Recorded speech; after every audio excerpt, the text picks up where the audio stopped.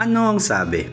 Well, patuloy pa din tayo sa pickup series na ginagawa natin dito sa ating channel. At today, dito naman tayo sa ino-offer ng Nissan. At hindi rin po siya papahuli. It looks good and it drives great.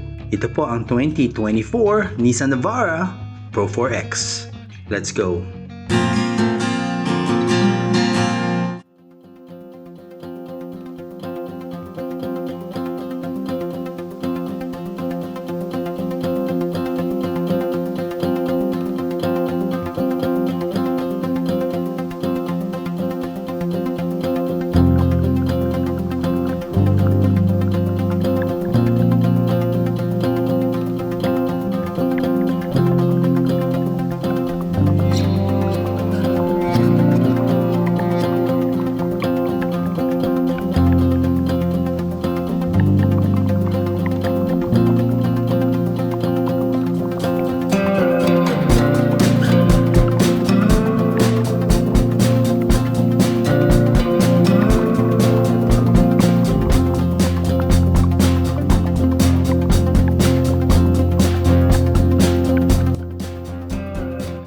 Kung di pa po kayo nagsasubscribe sa channel ko, please do consider subscribing and hit that like button. Maraming salamat po. Kung may isang pickup truck na masasabi mo na fully loaded, as in full pack of features, tech, very capable, and can give you a very smooth ride, well, the Navara checks all those boxes for you. Well, di naman po natin mapapagkaila that the Navara has been in the market for quite some time now. And I can say that up until today, it still looks very up to date. Di papahuli sa forma at tindig. Pero do you feel that there is a need to have a new model, a refreshed look? Well, alam ko, magkakaroon na to very soon.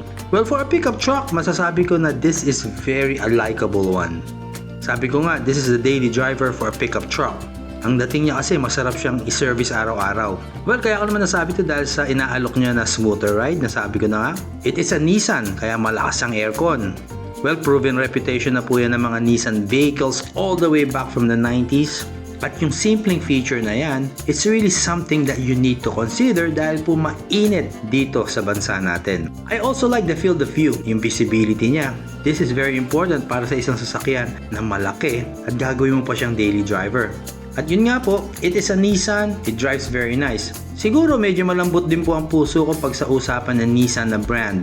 Our old family car back in the 90s was Sentra Series 3. And up until today, pag nakakita ko na maporma, talagang nagagandahan pa rin po ako sa kanya.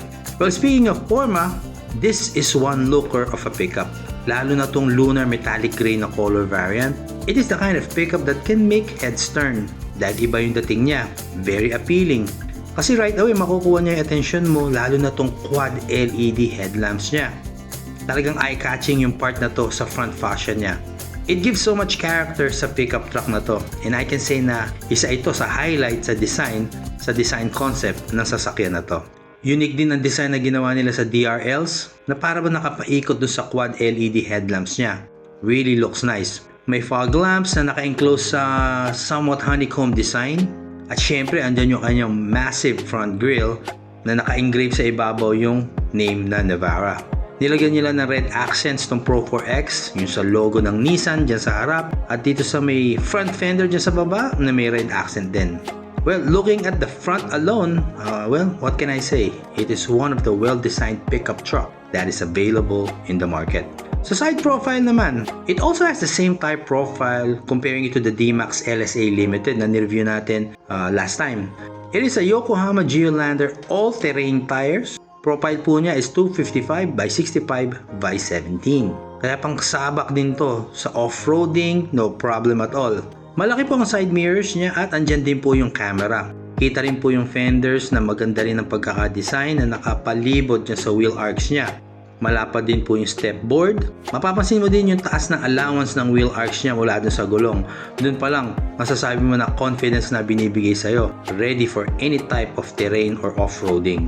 Sa likod naman niya, di pa rin paiiwan sa design itong Navara Pro 4X. Ang ganda po nung Navara name na naka-engrave dyan sa tailgate. At itong simpleng design concept na ginawa nila or accent na ginawa nila na to sa may bandang itaas ng tailgate na naka-curve siya, itong simpleng design accent na to adds a lot of design character sa kanya. May pagka-aerodynamic look din ang naibibigay sa kanya. Yung tailgate po niya ay power assisted po para dito sa Pro 4X, ang gaan pong buksan at isara. Also, I'd like to mention na dito sa likod sa rear suspension niya, kakaibang approach po ginawa ni Nissan. Kasi po naka multi-link dual rate coil spring with stabilizer bar. Itong setup na to ang nabibigay sa kanya ng smoother ride. And I like na hindi siya yung conventional approach na leaf spring and shocks sa mga ibang pickup. Dito iba. So sabi nila nako-compromise yung payload capacity dahil sa setup na to.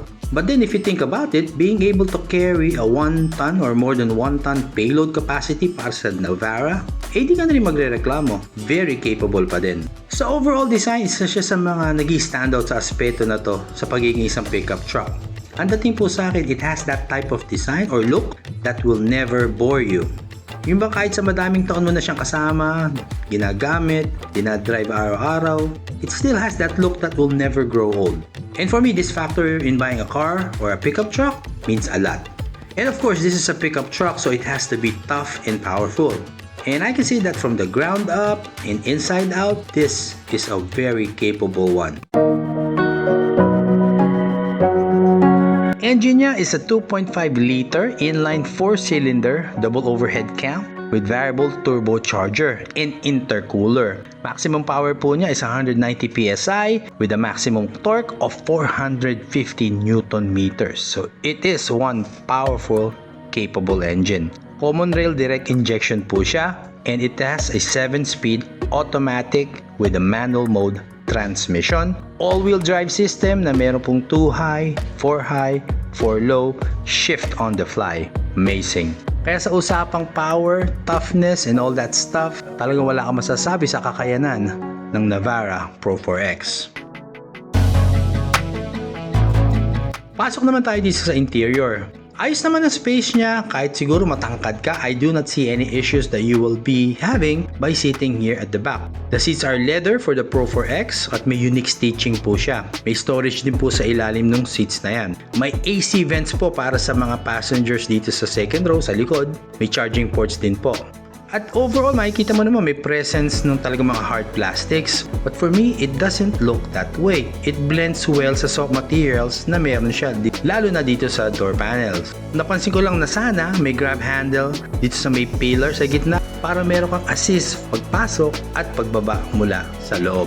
Okay, sa dashboard naman po niya, I can say that it looks curvy and it's wide. It is well designed and you can say that the ride controls are positioned very well.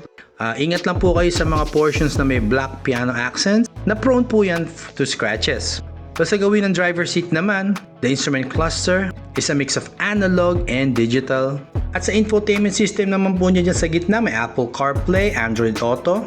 And I would say that the way it looks here inside, you feel that it is still well designed, up to date, at para bang tingin mo napapanahon na para bigyan siya ng refresh look. Well, that's just my opinion. Gusto ko rin banggitin po na steering wheel po niya, maganda rin po ang design pero tilt ang adjustment lang po niya. Pero dito naman po sa driver seat niya, bumawi naman po si Nissan. It is an 8-way power adjust. Well, ganun po talaga ang buhay. You cannot get everything in life. Though you cannot get everything, but you can get a lot of full pack features dito sa Navara Pro 4X. Well, i-mention na po natin yung kanilang intelligent mobility system.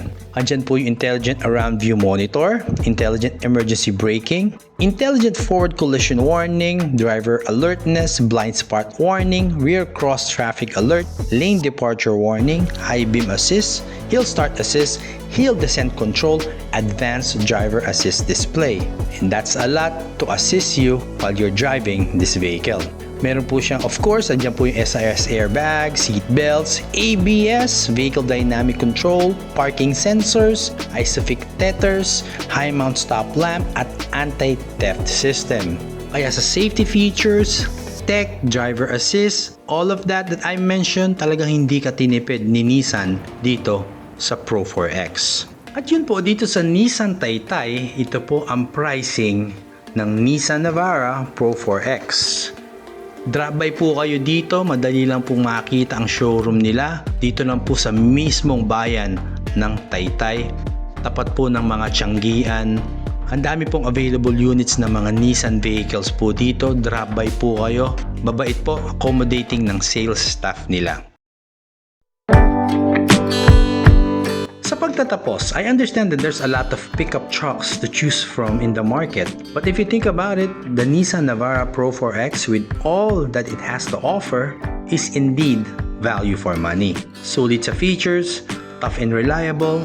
Kaya for me, I can't wait and see for the new edition, new variant, new model, refresh look na gagawin para sa Navara. Kasi yun nga, everyone on this segment is stepping up, and I'm sure that Nissan will not accept being left behind.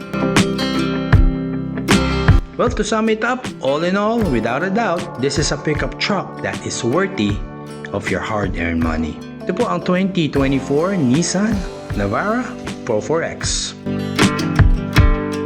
If you found some value on this video, please do consider subscribing and hit that like button. Maraming salamat po. Always drive safe, and I'll see you on the next one.